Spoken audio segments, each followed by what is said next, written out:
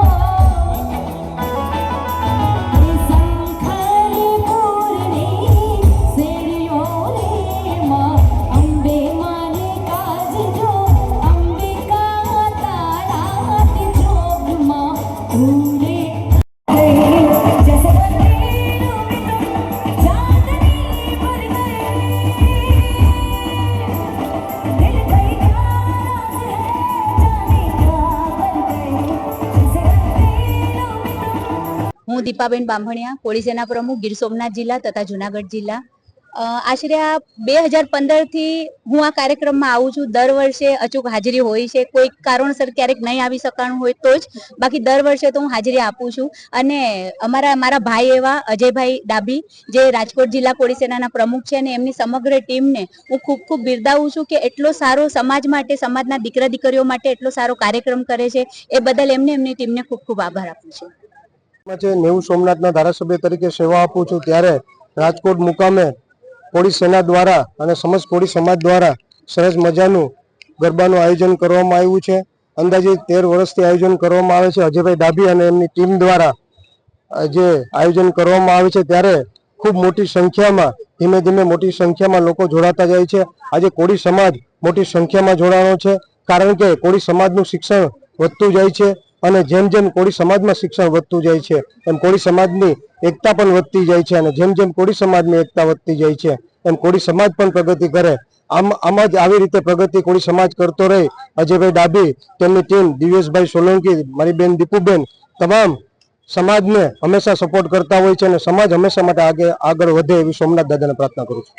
પ્રમુખ અજયભાઈ ડાભી, કોળી સેના રાજકોટ જિલ્લા.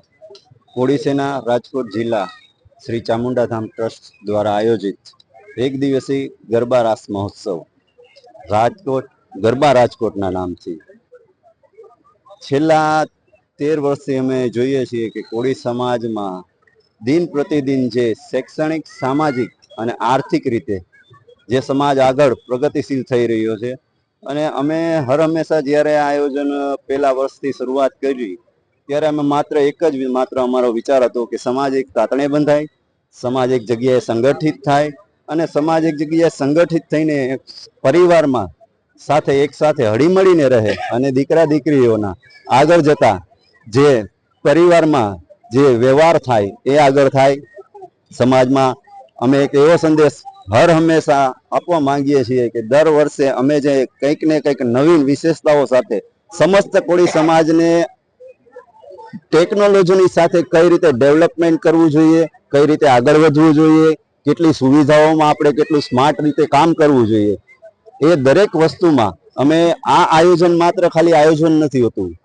આ આયોજનની અંદર ખાસ કરીને અમે મેડિકલ ટીમ, ડોક્ટરની ટીમ સાથે એમ્બ્યુલન્સ, વિશેષ સુવિધાઓ, હાઈ લેવલ સિક્યુરિટી, તમામ પ્રકારની કે જેથી કરીને આપણા પરિવારની દીકરા દીકરીઓ ઉપર કોઈ પણ પ્રકારનું કે અનિશ્ચિત બનાવ ન બને એ માટે હર હંમેશા હું અને મારી આ તમામ કોળી સેના રાજકોટ જિલ્લાની ટીમ છેલ્લા 2 મહિનાથી જહેમત ઉઠાવી રહી છે અને અમે સમાજને એક અપીલ કરીએ છીએ કે સમાજ એક તાતણે બંધાવવો જોઈએ. દરેક જગ્યાએ આપણે સંગઠનની જે મહત્વ છે એ મહત્વ આગળ વધવું જોઈએ અને દરેક લોકોને સંપીને સાથે રહેવું જોઈએ. જય કોળી સમાજ, સીતારામ. હર હંમેશ વર્ષોથી અમારે અજયભાઈ ડાભી, રાજકોટ કોળી સેના જિલ્લા પ્રમુખ અને સમગ્ર એમની શહેરની ટીમ સાથે વર્ષોથી આ કાર્યક્રમો કરે છે. એટલે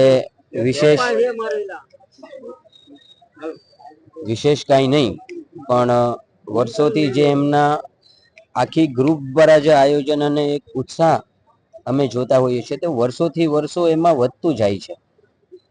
કોળી સમાજની રાજકોટ જિલ્લામાં આવી મોટી ગરબી અને એ પણ કોળી સેનાના પ્રમુખના અધ્યક્ષ સ્થાને અને લોકો સાથે તમામ જોડાય અને સમગ્ર સમાજના તમામ આગેવાનો આખા રાજકોટ જિલ્લાના અને આજુબાજુના મુખ્ય તમામ આગેવાનો એ ઉપસ્થિત રહ્યા છે.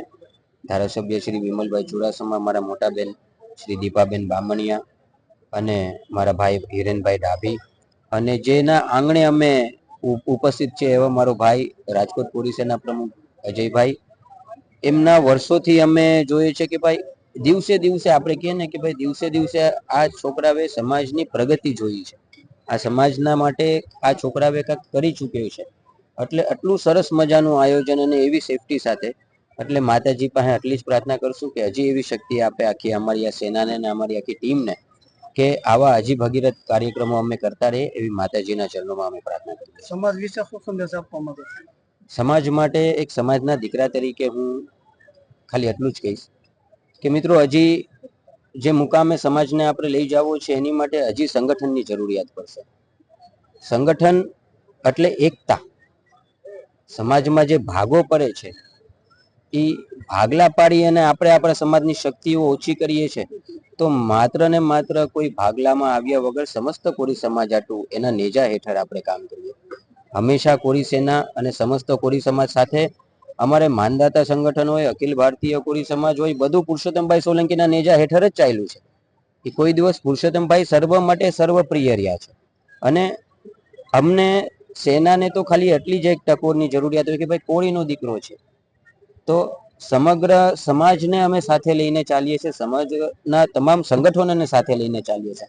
પણ આપણે બધા એક પ્લેટફોર્મ ઉપર એક થઈ અને સમાજના કોઈ રાજકીય પ્રશ્ન નહીં પણ સમાજના વિષય અને સમાજના પ્રશ્ન માટે કામ કરીએ અને સમાજની સંગઠનની શક્તિ વધારીએ એવી સમાજના યુવાનોને મારી ખાસ આ નમ્ર અપીલ છે.